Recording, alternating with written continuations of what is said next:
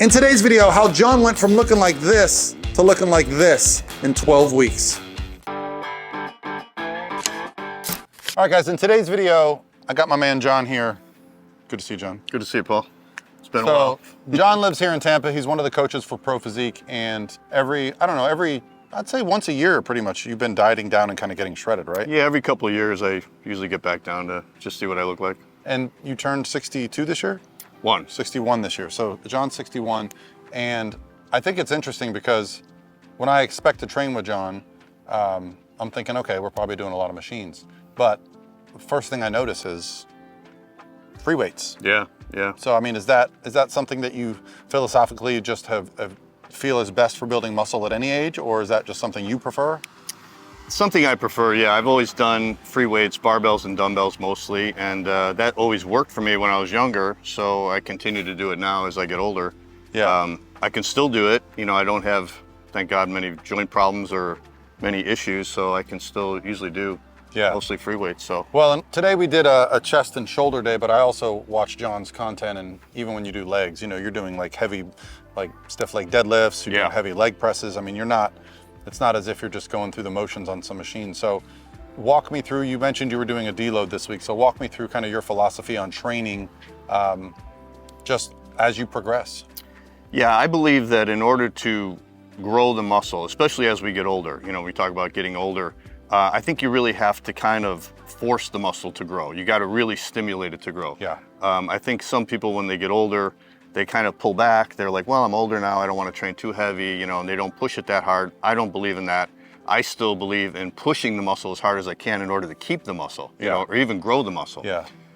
So what I'll usually do with my training is I'll set myself up on a 6-week training cycle where I'll continuously, progressively increase the weight week by week. Yep. So I'll either go up in weight or I'll use the same weight with more reps, but it's progressive over 6 weeks. After that 6 weeks, I usually find I'm pretty wiped out at the 6th week. Yep. So then I'll do what they call a deload week, where I'll do 1 week where I'll use like 60% of my normal weight, which is pretty light. It's almost like just a pump workout going through the motions, and it almost feels like a waste, but it's not, because it like regenerates your mind, it regenerates your body. And then when you come back after that deload week, then you're ready to go again for another heavy 6 weeks, and then I'll set up another cycle for myself. And so this really works good for me. I've probably been doing this for like the last 5 years at least, where I'll go 6-week cycles, deload, 6-week cycles, deload. And it really works well. And sometimes I'll change the exercises from cycle to cycle, or I'll just change the rep scheme. Maybe I'm going heavy on one cycle where I'm doing 6 to 8 reps, and then I'll go 8 to 10 reps on the next cycle. Using the same weights that I used on the first cycle and just kind of adapting them to the next cycle. Yeah, I mean, research is very clear on maintaining muscle is quite easy compared to building new muscle. New muscle, you obviously have to create a stimulus that hasn't been there before. Like you said, whether that's, you know, total training volume, the intensity, you know, the weight of the exercise, you're creating growth through that damage that you're doing. Right. So the fact that you're still attempting to build muscle after, I mean, when did you start lifting weights? 14 years old. Yeah, so it's encouraging for me because, you know, this is, oddly enough, I just turned 49, and I've been saying this all year. This is the best I've ever felt. Yeah. Like, it's an odd kind of concept, because if you'd asked me how I was going to feel when I was in high school at 49, I probably would have said, like, you know, in a walker, retired. Exactly, yeah. But, and I think, you know, you and I were talking while mid-workout today about some of the bodybuilders that we know that have been competing into their 50s and 60s and how fantastic they look. So I think, you know, the idea that we're going to get worse as we get older is kind of built into us. And it's kind of something we need to pull back on. Yeah, it's interesting you say that, Paul, because I never really think about my age. You know, I just go to the gym and I act like I'm 25 years old. I still, I mean, I do it safely, but I still train as hard as I can with whatever exercises I can use. You know, if I'm going to squat, if I'm going to bench press, I'm going to do bent over rows, T-bar rows. I never think about, oh, this is a little heavyweight for my age. I never think like that. I just think as long as I can do it safely, as long as I can stimulate the muscle, I'm going to go as heavy and as hard as I can. And I never really bring age into it, you know, and then that's why I just keep doing it year after year after year, and I never put a ceiling on it. You know, I never say, okay, I got to stop now, I got to slow down. I got to just use light weights, I got to use machines, you know, I just push it as hard as I can while I can still do it. It's something, you know, so if someone reaches out to us for coaching, and I'll put a link below for that, when we get on these consultations, something I often come across with men and women of a certain age is they go, well, I'm a little bit older, my metabolism's a little bit slower. And so I start peeling back, like, Is your metabolism actually slower? I don't think so. You know, research shows that our metabolisms don't slow down. We typically slow down. We move less. We accumulate body fat faster because our lifestyle changes, not because of our age. And then age is almost just like our way of saying, well, that's why. And they give up. Same thing with the idea of building muscle. So yeah, I loved the workout today. We did all dumbbells. We did a flat dumbbell bench. We did a incline barbell press. And then you came right back and did an incline dumbbell fly. So obviously with the 2 incline movements, you're trying to focus a little bit on the upper chest, anterior delt. Yeah, I usually do a flat pressing movement and then an incline pressing movement, and then I'll do a fly movement. So today we did the flat dumbbell bench press, get more of the middle chest. Then we went to the incline barbell press. That's another thing I'll usually do. If one of them is a dumbbell, then the other one will be a barbell. Right. So if I'm doing barbell bench press, I'll usually do incline dumbbell press.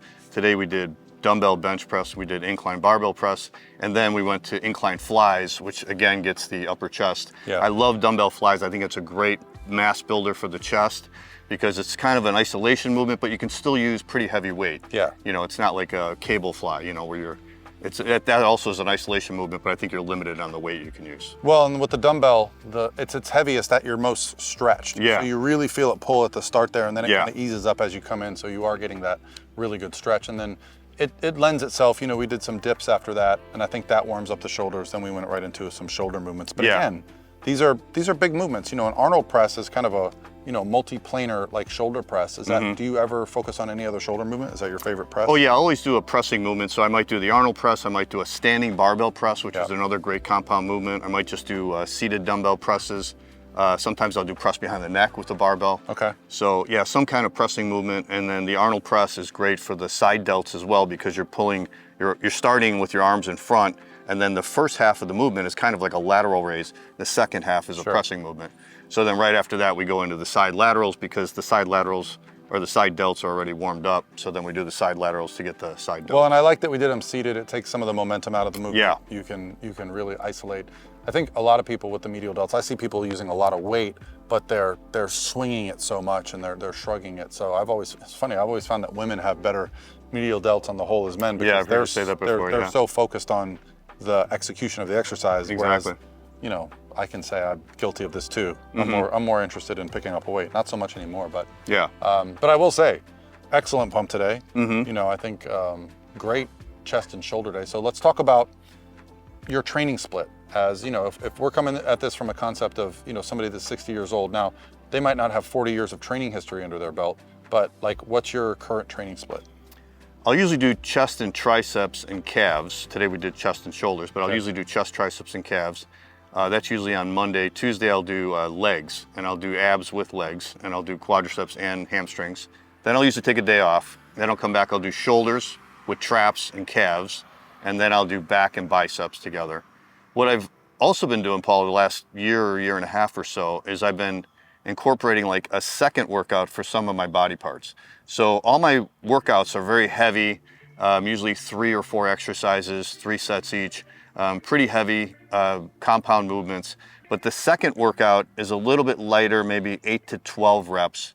And I'll usually do that 4 days after my big workout. So if I do legs on Tuesday, 4 days later, I'll do another leg workout with different exercises.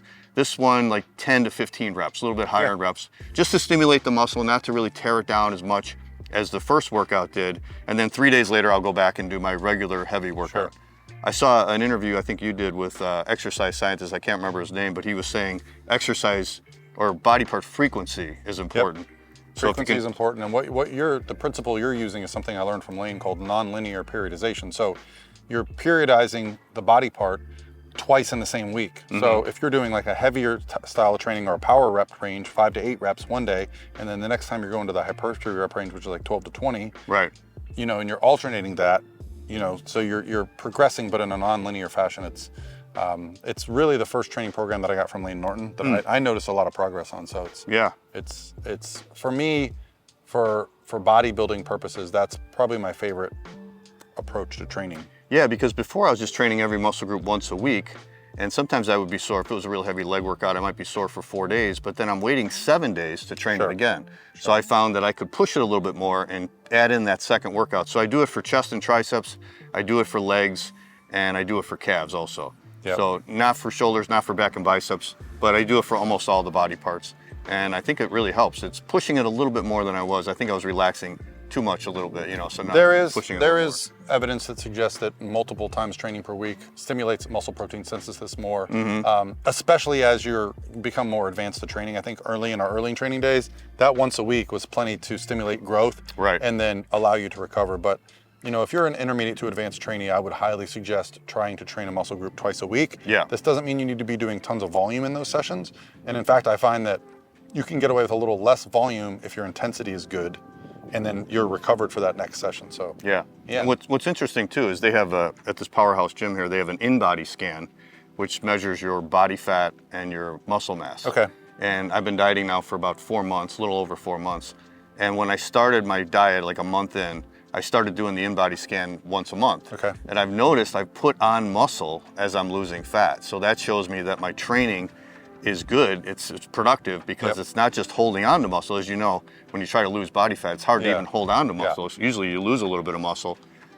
This time I'm building muscle as I'm losing the fat. So that shows me that not only is the diet good, but also the training is really good. It's really productive because I'm doing my job of, you know, building muscle. Yeah, and I think, you know, the idea of tracking body composition and weight. So what's your height and weight right now?